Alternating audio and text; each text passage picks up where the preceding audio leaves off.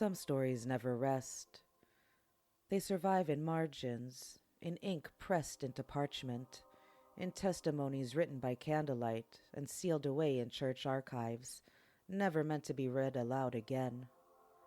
Even centuries later, they linger, like something trapped inside stone walls, waiting to be overheard. Tonight, I'm taking you to Puebla, in 17th-century New Spain, a place where faith was law, where obedience shaped every hour of the day, where suffering was not questioned but cultivated, and where the boundary between the human and the supernatural was so thin it could disappear without warning. This is not a story built from rumor or legend. There are no cinematic demons here. What you're about to hear comes from clerical documentation, convent testimony, and colonial belief systems, from a world where pain was read as meaning and the body itself became a battleground. This is the story of a woman whose suffering could not be contained by prayer alone, a nun whose body became evidence, a case where devotion, fear, and authority converged, and something inside a convent was declared unholy. This is the story of the Possessed Nun of Puebla. In the early 1600s, Puebla was one of the most important cities in colonial Mexico, wealthy, devout, and thoroughly Catholic. Convents there were not merely spiritual retreats, they were institutions where the church and colonial authority co-produced doctrine, discipline, and identity.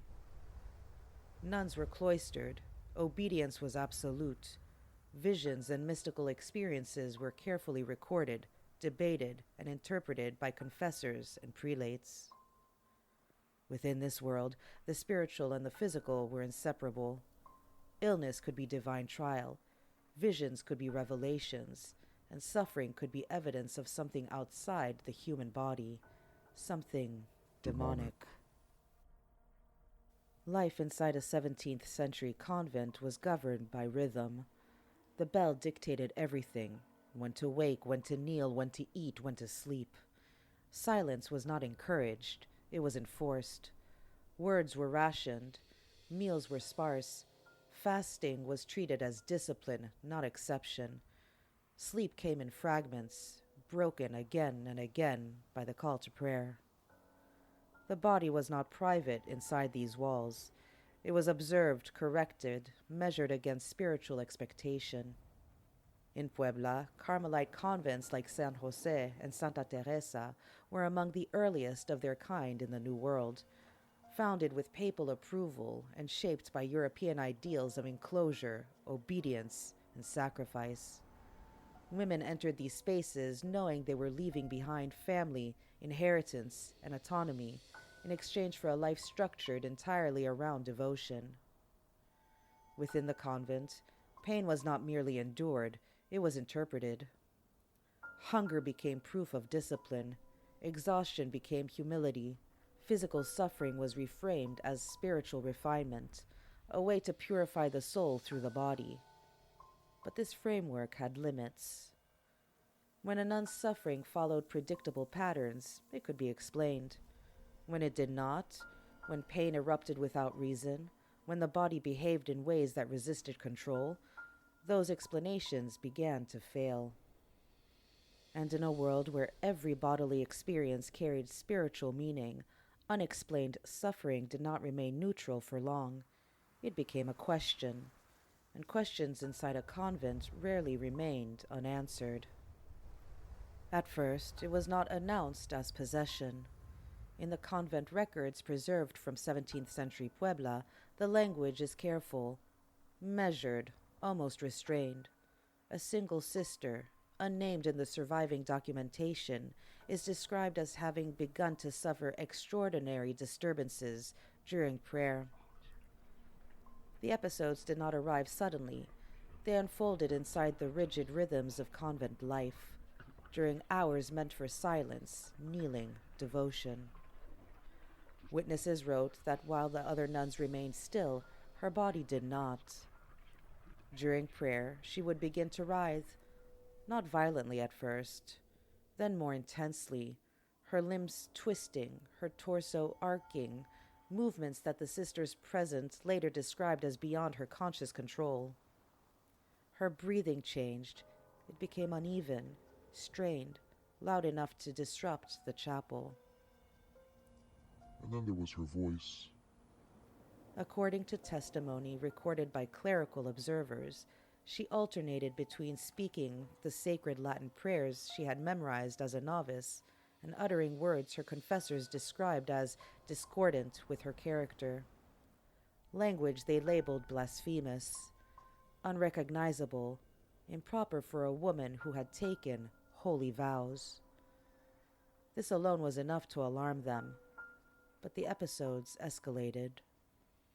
The records state that her strength increased during these moments, so much so that other sisters were forced to intervene, not to discipline her, but to protect her. They restrained her arms, they held her down, they tried to keep her from striking the stone walls of the convent, from injuring herself on the floor beneath them. One surviving fragment from an ecclesiastical dossier captures the scene with unsettling clarity. It took many nuns with all their strength to prevent her from striking the walls, so much so that when I walked with the same sisters, she would throw us all to the ground. It was pitiful. Pitiful. That word matters.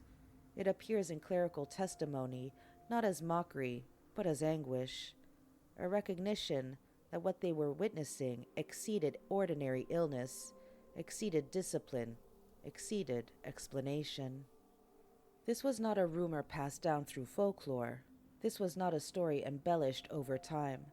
These were written observations, recorded by those whose responsibility it was to watch closely, to judge carefully, and to determine whether this woman was enduring a divine trial, or whether something else had entered the convent with her. In the 17th century Catholic imagination, suffering was never neutral.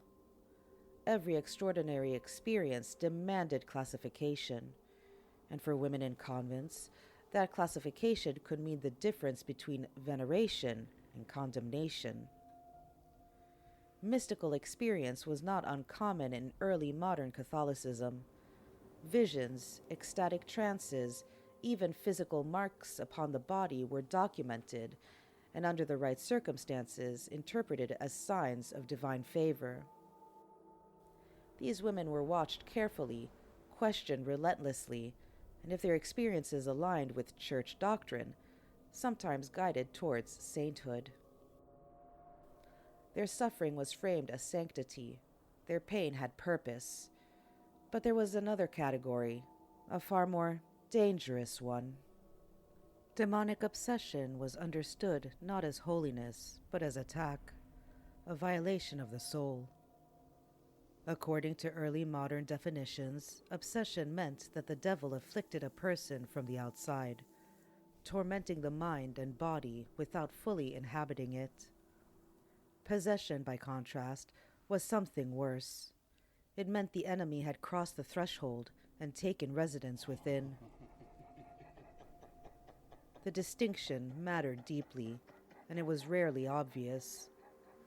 When the possessed nun of Puebla cried out during prayer, when her body resisted stillness, when her voice fractured into sounds her confessors could not reconcile with obedience or decorum, those charged with interpreting her condition faced a decision. Was this divine ecstasy gone awry, or was it something else entirely?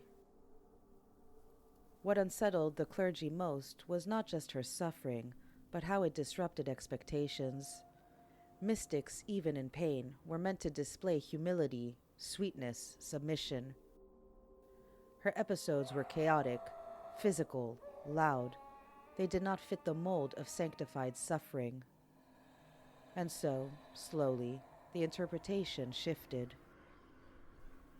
In Puebla, the line between mystical trial and demonic invasion was crossed not through empirical proof, but through accumulated discomfort, through the judgments of confessors, chroniclers, and ecclesiastical officials tasked with protecting doctrinal order. Once that line was crossed, the meaning of her suffering changed. She was no longer a woman enduring a spiritual trial. She became a site of spiritual danger. And from that moment forward, every movement of her body, every sound she made, every breath she struggled to control was read not as pain, but as evidence. When the convent authorities reached the limits of ordinary discipline and prayer, they turned to ritual. In 17th-century Catholicism, exorcism was not theatrical, it was procedural. It belonged to the Church's most controlled and formalized practices, governed by what was known as the Roman ritual, a codified set of prayers and actions intended to identify and expel demonic influence. There was no improvisation. The words had already been written long before this nun ever entered the convent. Copied by hand, memorized, passed from confessor to confessor as instruments of spiritual authority. The ritual structure was precise. It began with the invocation of the Holy Trinity, calling upon God, the Father, Son, and Holy Spirit as witnesses and judges. In nomine Patris et Filii et Spiritus Sancti. Psalms followed, prayers of deliverance meant to call forth protection, to place a suffering body under divine authority. Then came the direct commands. Not appeals, not pleas, commands issued in the name of Christ, language meant to assert dominance over whatever force the clergy believed was tormenting her. The prayers did not ask whether something was present, they assumed it. Finally, there were supplications to the saints, invocations meant to surround the afflicted with spiritual defense, calling on intercessors believed to have power over demonic forces. All of this unfolded not as spectacle, but as duty. The clergy who administered these prayers understood themselves as instruments, not performers. The ritual was believed to operate whether the afflicted understood it or not, whether she resisted, convulsed, or lay still.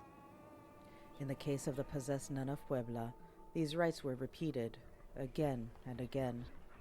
The severity and persistence of her suffering only reinforced clerical belief that this was not ordinary illness, but a spiritual assault. The specific prayers spoken over her body that day have not survived. No transcript records the precise sequence of words, but what remains is the framework, a rigid hierarchical ritual standing between a woman in crisis and a church convinced it was confronting something inhuman. What happened inside that convent did not occur in isolation. In colonial Mexico, a woman's body was never just her own. It was watched, interpreted, assigned meaning. Every sensation, pain, ecstasy, weakness, endurance, was read as a visible measure of the soul's condition. For nuns in particular, the body became a text others believed they could read. Suffering could be elevated. It might be praised as a trial sent by God. If endured quietly and obediently, it could be recast as sanctity, evidence of divine favor made visible through pain. But suffering that resisted control was dangerous. A breakdown could just as easily be reinterpreted as contamination, as proof that something had gone wrong. And once that shift occurred, the same body that had once been disciplined for holiness could be scrutinized for signs of intrusion. The categories were fixed, the meanings were not. As historian Rosalva Loreto López has shown, mystical and supernatural experiences among nuns in Puebla did more than shape individual lives. They helped construct the broader colonial imagination, defining how the divine and the diabolical were understood, and who was permitted to embody either. Within that system, authority flowed in one direction. Piety was rewarded only when it conformed. Suffering was acceptable only when it remained legible. The Possessed Nun of Puebla was not simply a woman in crisis. Her body became a site where theology, power, and fear converged. a cautionary example written into clerical memory. Her suffering did not end with her. It was absorbed into the machinery of spiritual authority, where it could be studied, classified, and used. Today, we read these convent records with questions that 17th-century ecclesiastics never had the language to ask. Questions that would have been unthinkable within the walls of a Carmelite convent. What if the body they believed was under spiritual attack was experiencing something else entirely?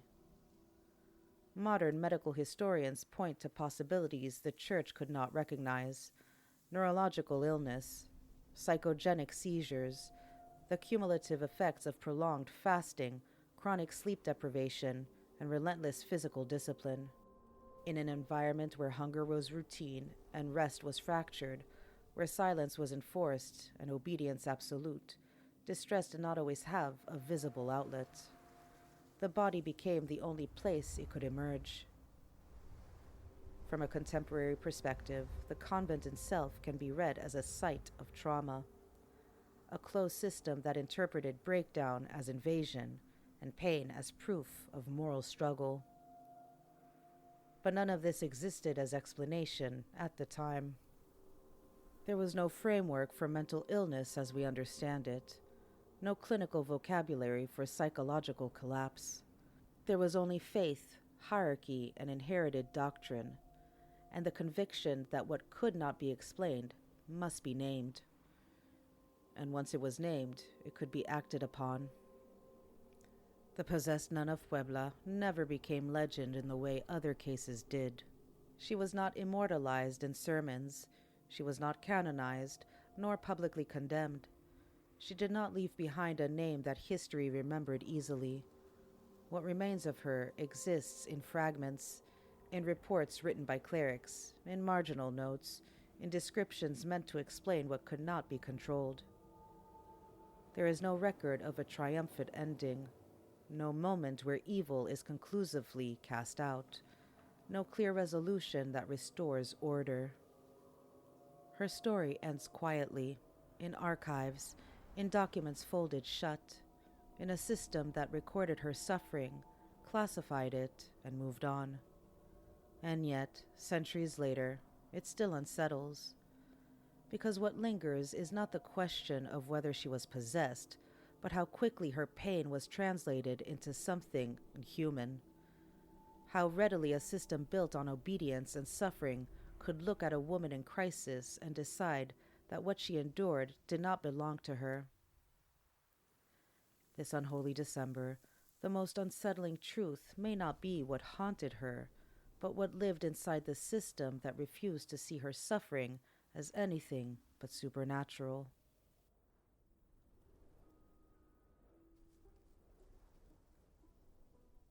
Before I go, I want to thank you for spending Unholy December with me.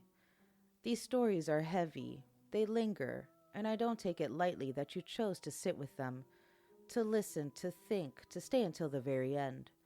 I've loved researching and recording this series, and I truly hope you've enjoyed these episodes as much as I have. You, my dear listeners, hold a very special place in my dark, dark heart. As we close out the year, I want to wish you a new year that's blessed, healthy, and prosperous. Take care of yourselves, rest, recover, and as always, stay curious. Beauty Unlocked will return in late January or early February. I'm not too sure yet. But I'll be back with new stories, new deep dives, and more of the beauty history we love to pull apart. Until then, take care of yourselves, my loves. Bye.